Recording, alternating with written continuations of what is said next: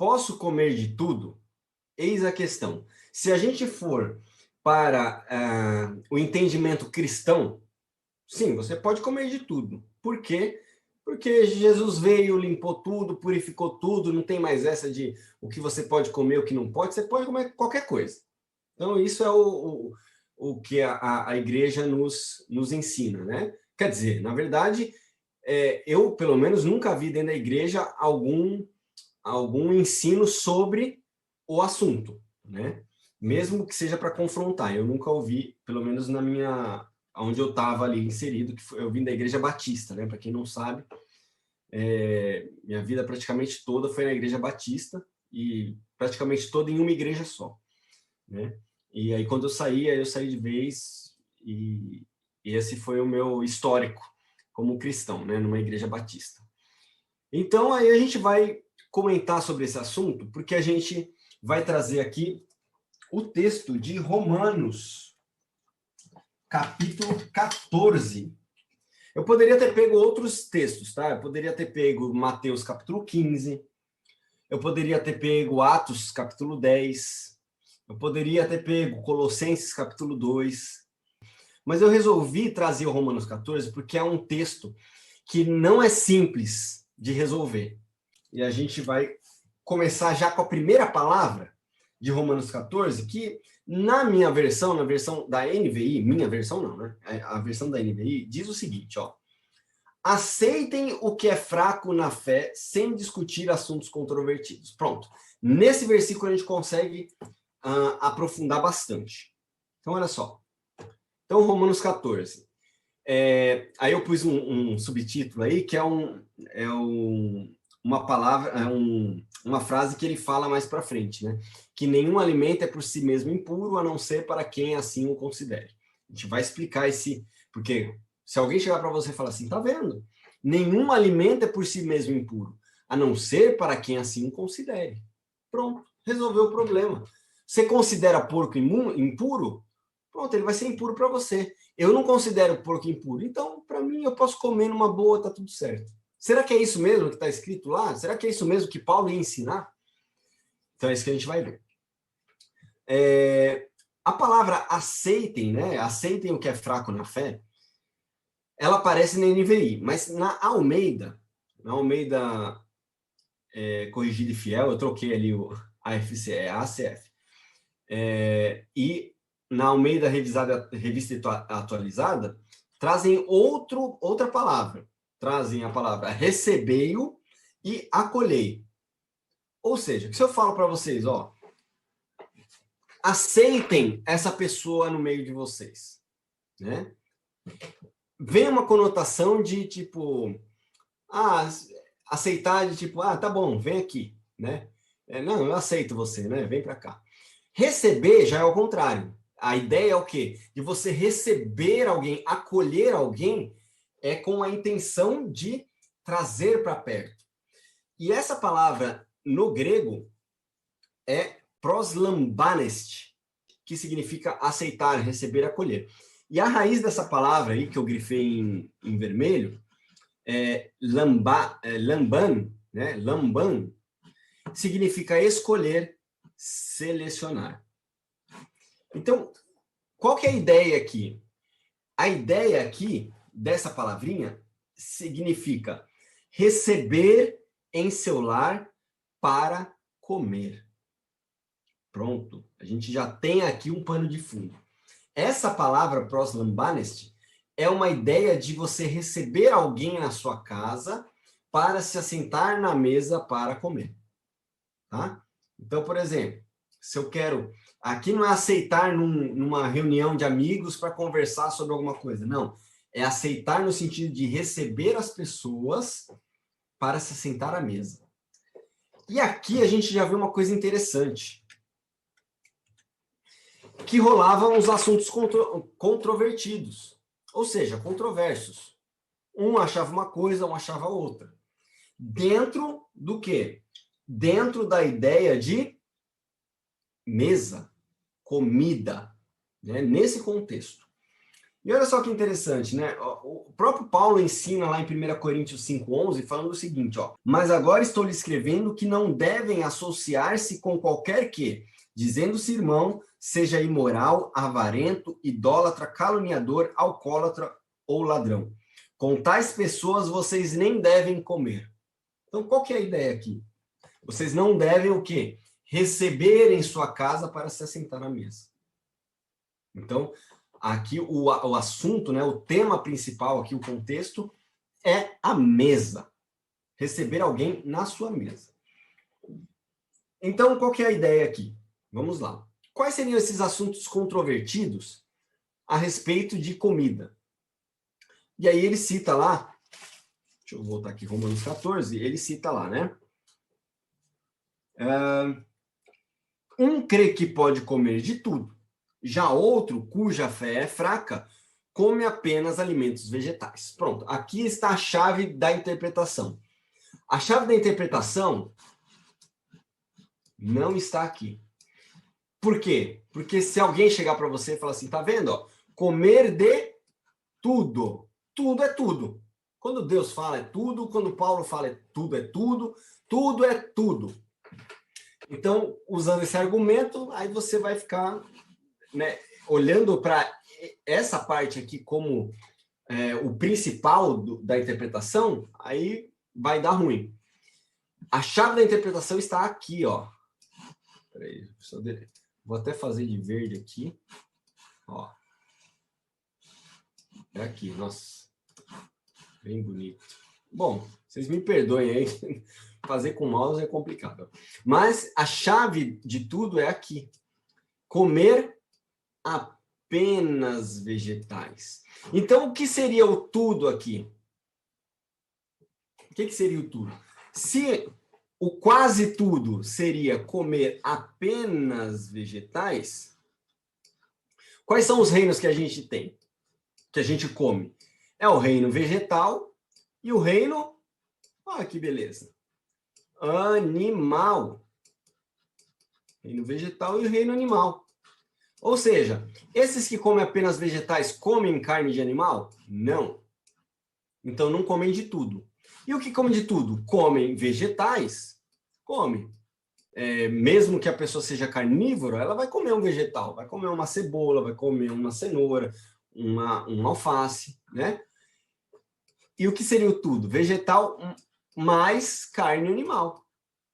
Então aqui, o tudo, ela está se referindo em relação à exceção. A exceção é o quê? Comer apenas vegetais. E o comer de tudo? Quando a gente tem o comer de tudo, é tudo o quê? Vegetais mais carne. Tá? E aí, Paulo fala uma coisa interessante, ó, que aquele que come de tudo, come carne e vegetais, tem a fé forte. E aqueles que comem apenas vegetais,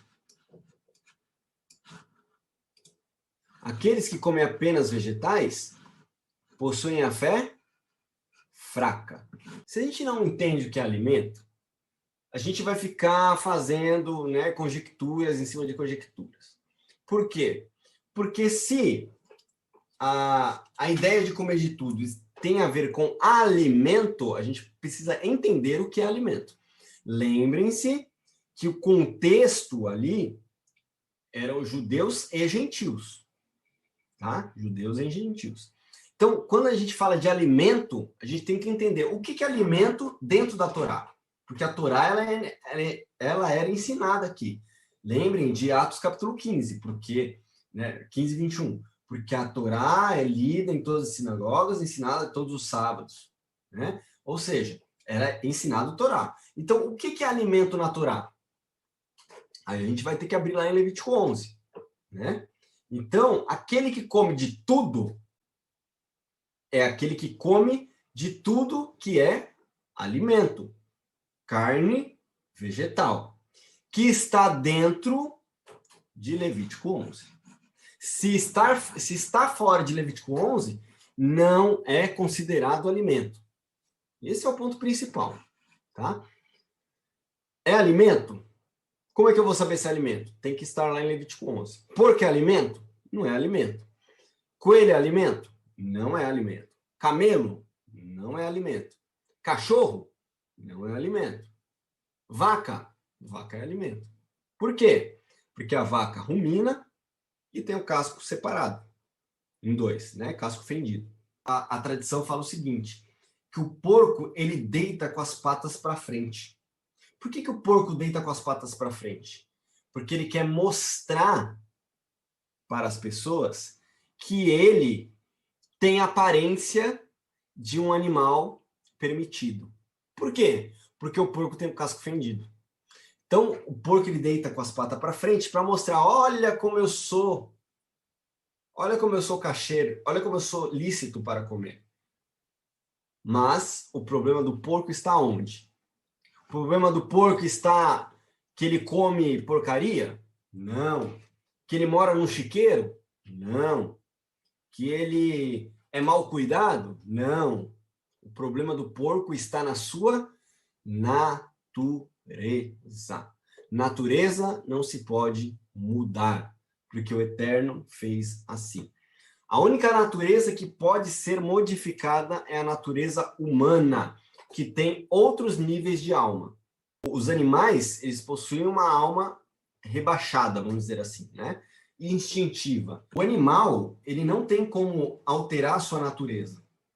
O homem tem, porque ele tem um nível de intelecto e de livre-arbítrio diferente. Ele tem níveis de alma que podem ser tão elevados que pode ser um nível de alma que você se conecta com o Criador, né? Que é um nível mais alto de alma, né? Um nível de alma mais alto. Então, o homem pode mudar sua natureza, né? Através de techuvá, através de um arrependimento genuíno, através de uma busca elevada com o Criador. Bom, aí a gente entra numa outra parte do texto que as pessoas usam, né? Misturam tudo o assunto, né? O assunto de Romanos 14 é comida, alimento. E aí, do nada, eles citam Romanos 14, 5 de forma isolada, e aí eles falam o seguinte: vocês falam, tem que guardar o sábado ou guardar o domingo? Vocês ficam discutindo coisas inúteis, porque Paulo já responde essa pergunta. É, pastor, como? Olha o que diz Romanos 14, 5. Há quem considere um dia mais sagrado que o outro. Há quem considere iguais todos os dias. Cada um deve estar plenamente convicto em sua própria mente. Ou seja, se você guarda o sábado, beleza, o sábado é sagrado para você. Se o irmão guarda o domingo, beleza, é um dia sagrado para ele. Ou seja, tem gente que acha que o domingo é o sagrado, outros o sábado que é o sagrado. Tem gente que acha que é tudo igual. Ou seja, o que importa é o que sua mente diz. Será que é isso mesmo? Ou seja, será que Paulo aí não estaria anulando o mandamento divino? O Eterno falou, lembra-te do Shabat para santificá-lo? E aonde a gente tem algum mandamento para a guarda do domingo? Não tem na Bíblia, né? Ou seja, o que Paulo quis dizer com isso? Temos que contextualizar. Qual é o contexto de Romanos 14? Alimentação. Esse é o ponto principal. Uns comem carne e vegetal, outros só comem vegetal. O que come vegetal é porque tem a fé fraca. O que come de tudo, que é carne e vegetal, carnes lícitas pela Torá, né? Tem a fé forte. Daqui a pouco a gente vai falar sobre essa diferença. E aí, do nada, ele fala considerar um dia mais sagrado que o outro. Será que ele está falando de Shabat, de domingo aqui? Será? Qual é o contexto? Mesa, alimento. Então, a gente não pode colocar em debate aqui Shabat ou domingo. A gente não pode pegar esse texto e falar que é uma base para a gente falar sobre guarda de sábado ou guarda de domingo. Não tem nada a ver. Tá? Então, se eu falo em dia sagrado e eu contextualizo com a questão de alimento, o que vocês acham que tem a ver? Alimentação com dia? Um dia mais sagrado que o outro? Isso. O contexto é comida, dias de jejum. E eu vou provar para vocês que Paulo está falando de dias de jejum. Eu vou provar utilizando duas ferramentas, ou duas obras, né? Duas bibliografias, uma cristã e uma judaica. E aí eu vou provar essa interpretação. Por que eu sei que Paulo está falando de dias de jejum? Dias, comida, comer de tudo, comer só vegetais, dias de jejum. Olha só. Nós temos aqui um livro. E o que é o Didaquê? Didaquê significa doutrina. Tá? Doutrina. Aí eu coloquei aqui, só para você entender mais ou menos, e eu queria chamar a atenção de 3 palavrinhas que eles usam aqui, que chega até a ser engraçado. Escrito que data de fins do 1º século da nossa era, e, portanto, bem próximo dos escritos do Novo Testamento. O nome doutrina dos apóstolos lembra a de Atos 2,42. Isso aqui é uma piada, mas tudo bem. Lembra de Atos 2,42. Porém, os estudiosos acordam que essa obra é fruto de uma reunião de várias fontes escritas ou orais que retratam a tradição viva das comunidades cristãs do século I. É um manual religioso dos primeiros cristãos, ou uma espécie de catecismo. Vai vendo. A Didaquê é um convite para as comunidades cristãs em formação descobrirem a sua origem e jovialidade próprias. Ou seja, qual que é a origem do cristão? O cristianismo. Escrita principalmente, desculpa aí que tem um erro aí, não tem o A, escrita principalmente para os pagãos, para as nações. Ela ainda salienta que o cristianismo não é uma redoma onde a comunidade se refugia, mas um fermento que se expande para transformar a sociedade. Olha só que bonito, né? Aí a pessoa lê isso falando que lindo, né? Eu quero uma Didaquê. E olha só, 3 palavras aí, né? Interessantes que usam, né? Tradição cristã, aonde você consegue descobrir as suas origens, a origem do cristianismo, e que serve como um fermento. Olha, a gente está em época de Pêssar. Te pergunto, fermento é coisa boa ou não? E certamente isso trouxe fermento para dentro, né, do pensamento, né, greco-romano, né, infelizmente. Bom, vamos falar um pouquinho da Didaquê. Por que eu estou trazendo essa obra aqui? O que a Didaquê fala de tão importante que pode me conectar ao que Paulo fala lá em Romanos capítulo 14, versículo 5, dos dias, né? Por que eu sei que é dias de jejum ali? Um faz dia melhor que o outro, um acha que é um dia mais santo do que o outro. Olha só o capítulo 8 do Didaquê. Capítulo 8 de Didaquê, sobre o jejum e oração. Olha só que interessante. Olha o que diz. Vossos jejuns, aí ele está falando, né, o líder romano, né, que é bem romano mesmo, ó, se você ver a capa aqui, tem um sol aqui atrás de Jesus, ó, o Deus Sol, ó, tá? Então, bem cristão mesmo. Aí fala assim, ó, vossos jejuns não tenham lugar, ou seja, não sejam ao mesmo tempo com os hipócritas. Aí eu grifei os hipócritas aqui para chamar a sua atenção. Com efeito, eles os hipócritas, jejuam no 2º e no 5º dia da semana. Vós, porém, jejuai na 4ª-feira e na 6ª, entre parênteses, dia de preparação. Olha só que interessante. Eu até pus a setinha aqui no dia de preparação. Olha só. Então, 3 pontos que eu quero tirar daqui. Primeiro, os hipócritas jejuam 2ª e 5ª. Segundo Didaquê.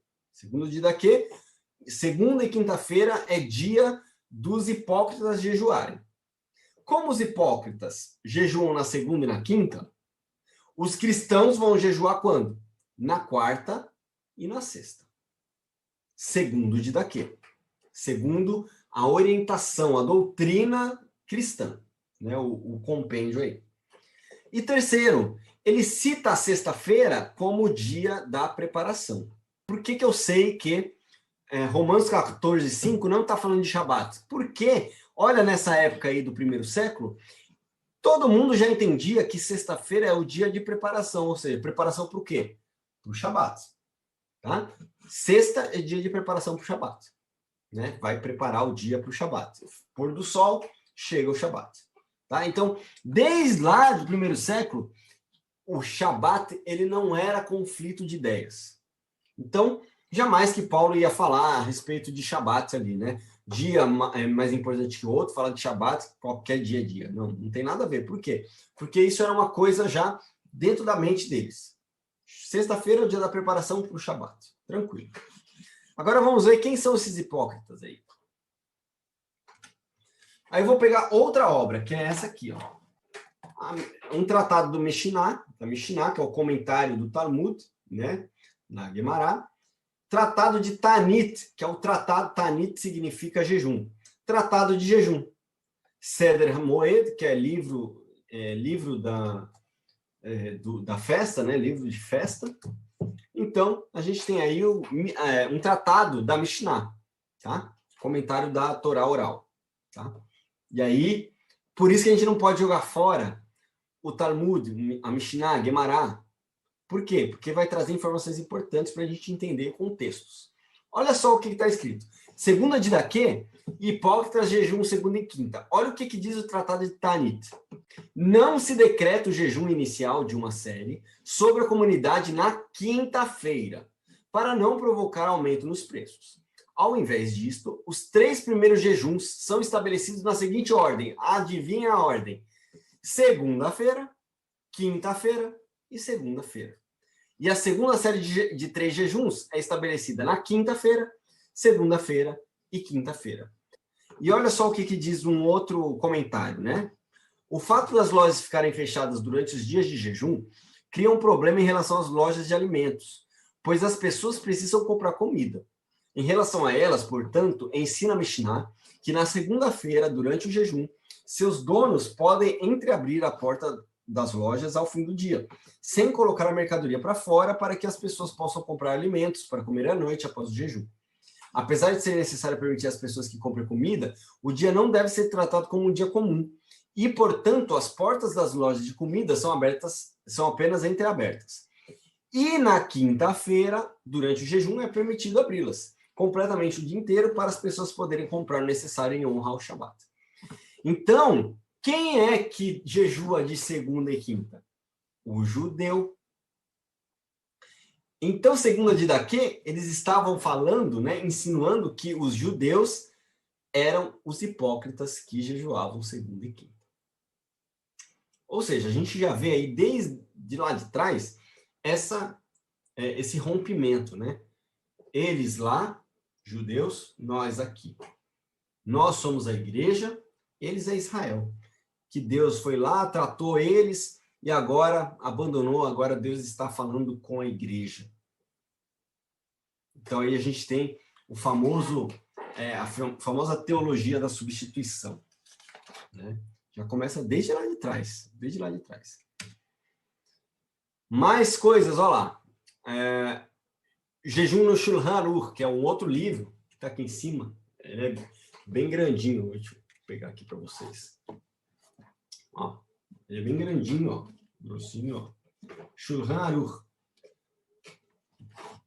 E ele diz o seguinte, ó, isso com base nos cristãos que jejuam na quarta e na sexta. Olha só.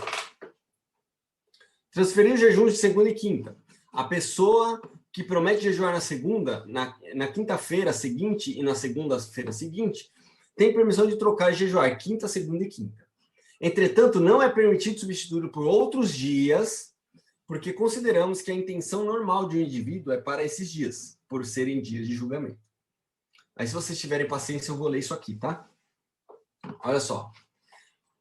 Para a grande maioria das pessoas, jejuar é uma experiência muito desagradável. É por isso que a Torá nos proíbe jejuar no Shabat. E quando que aqueles homens, né, que fizeram essa didaquê, jejuavam? Na sexta, no dia da preparação de Shabat. Ou seja, a Torá nos proíbe jejuar no Shabat, dia sagrado de deleite espiritual e físico. Não jejuamos nem mesmo em Tisha B'Av, que é um dia lá da destruição do templo, né? Se a data cair em um Shabat. Adiamos o jejum para o dia seguinte. Há apenas um cenário possível na qual a Torá não só permite, como nos ordena jejuar no Shabat. É quando cai em Yom Kippur, né? Isso, porém, a Torá chama Yom Kippur de Shabbat Shabbaton, que é o Shabbat dos Shabbatot, o Shabbat Supremo. Jejuamos no Shabbat se Yom Kippur cai nesse dia sagrado, porque jejuar no dia da expiação é diferente de deixar de comer e beber qualquer outro dia. E aí, depois vocês leem com atenção aí, mas é só uma explicação aí a respeito de que no Yom Kippur você pode jejuar. Porém, no Shabat não é permitido o jejum.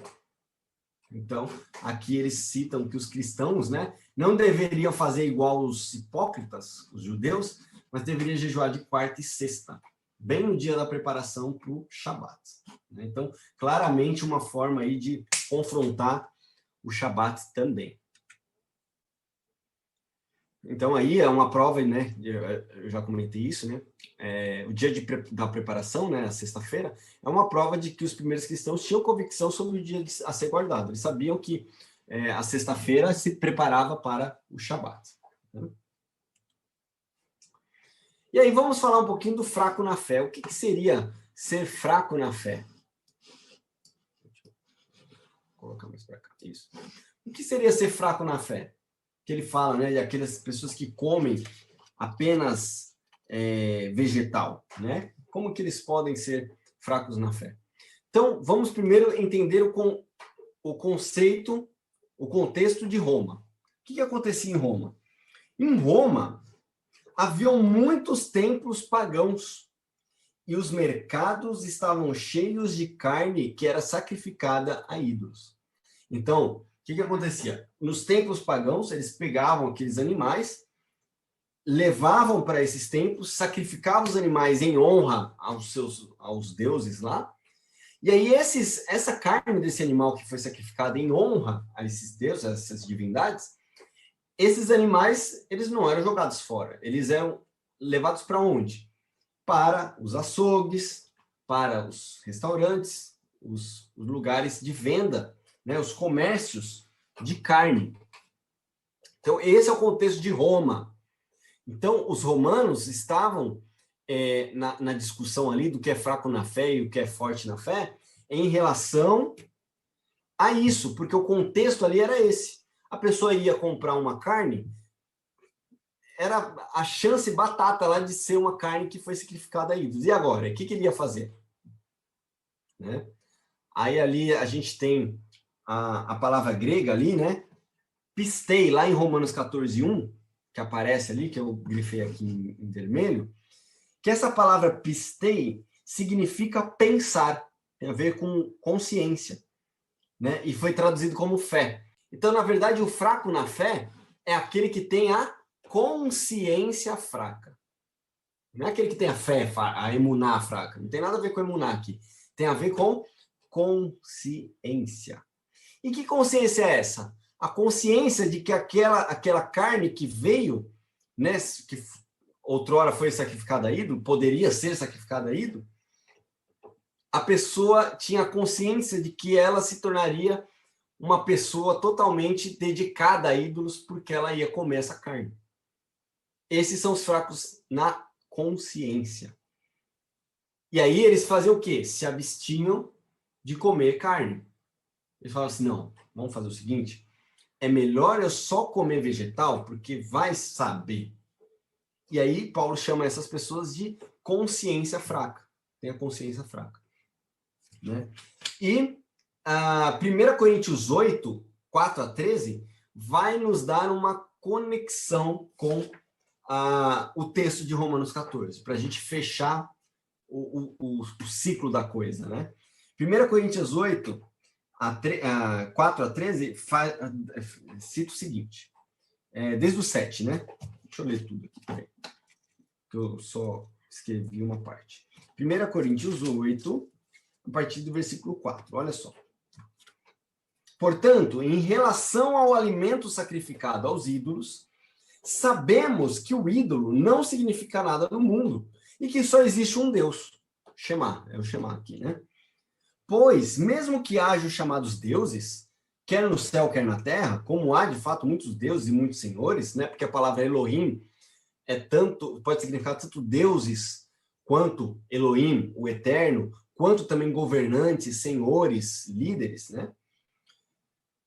Para nós, porém, há um único Deus. A questão da consciência. Consciência de que há um único Deus. O Pai, de quem vem todas as coisas e para quem vivemos. E um só Senhor, Yeshua, o Messias, por meio de quem vieram todas as coisas e por meio de quem vivemos. Contudo, nem todos que têm esse conhecimento, né? Nem todos têm esse conhecimento, ou seja, essa consciência. Alguns, ainda habituados com os ídolos, comem esse alimento como se fosse um sacrifício idólatra. E como a consciência deles é fraca, olha só a conexão com Romanos 14, fica contaminada. Olha só que interessante. A comida, porém, não nos torna aceitáveis diante de Deus. Não seremos piores se não comermos, nem melhores se comermos. Contudo, tenham cuidado para que o exercício da liberdade de vocês não se torne uma pedra de tropeço para os fracos. Pois se alguém tem a consciência fraca, vir você, que tem esse conhecimento, comer num templo de ídolos, não será induzido a ele a comer do que foi sacrificado a ídolos? Assim, esse irmão com a consciência fraca, por quem Cristo morreu, é destruído por causa da consciência que você tem. Quando você peca contra seus irmãos dessa maneira, ferindo a consciência fraca deles, peca contra Yeshua. Portanto, se aquilo que eu como leva o meu irmão a pecar, nunca mais comerei carne. Carne no sentido não carne, na carne no contexto de carne sacrificada a ídolos. Para não comerei mais carne, para não fazer meu irmão tropeçar. Eu entendo que esse texto aqui fica muito claro quando a gente lê. Lá de novo, vou ler de novo Romanos capítulo 14. Né? Não tem nada a ver com animais impuros, não tem nada a ver com Shabat ou domingo, tem a ver com as pessoas que tinham a consciência fraca deveriam ser recebidas na casa daqueles que tinham a consciência forte, né? A consciência forte. Ou seja, Paulo está falando, vocês têm a consciência forte? Trazem para comer com vocês o da consciência fraca. Quem é o da consciência fraca? É aquele que sabe que a carne que vai ter na mesa deles pode ser sacrificada aí, eles vão comer só vegetais. E aí Paulo fala o seguinte, não discuta, não faça discussões de assuntos controvertidos. Se ele quer comer só vegetais por conta dessa entrega da carne a ídolos, não discute, porque ele tem uma consciência fraca. Então fica você tranquilo, deixa o que é fraco na fé, ou seja, o fraco na sua consciência, deixa ele comer apenas alimentos vegetais, não tem problema nenhum. E você acha que deve comer de tudo, da carne sacrificada também, porque você tem a consciência que existe só um Deus, você tem essa convicção, então você come, não tem problema. Só não crie desavenças. Por quê? Porque há quem considere um dia mais sagrado que o outro. Porque talvez ele esteja fazendo um jejum e você não. Então, se a pessoa faz jejum, e isso acontece muito, né, pessoal? Não vou comer, não, estou em jejum. Não, mas está em jejum? Não, come aí. Fazer jejum? Eu escuto um negócio desse tipo assim, você vai... Isso é sacrifício, Jesus já se sacrificou por você, você não precisa fazer jejum. É uns argumentos que não sei onde o pessoal encontra. Aí ele continua, né? Pois nenhum de nós vive para si, nenhum de nós morre apenas para si. Se vivemos, vivemos para o Senhor, se morremos, morremos para o Senhor. Assim, quer vivamos, quer morramos, pertencemos ao Senhor. Por esta razão, Yeshua morreu e voltou a viver, para ser Senhor de vivos e de mortos também, né? Portanto, você que julga o seu irmão, por que despreza-o? Ou seja, você que tem condições de receber o seu irmão na sua casa, para se assentar e se alimentar, por que você está desprezando ele? Só porque ele não tem a mesma consciência que você? Então, e aí ele fala, né? Assim, cada um vai prestar conta de si mesmo a Deus. Né? Então ele fala, não é melhor quem não quem não come a carne ou quem come, né? Isso não vai fazer diferença, né? Mas aquele que tem dúvida é condenado se comer, porque não come com consciência. E tudo que não provém da consciência gera pecado. Óbvio que a pessoa está lá, na dúvida. A consciência dela diz assim, não devo comer. E vai comer? É pecado. Ela vai estar transgredindo, né, a sua própria consciência.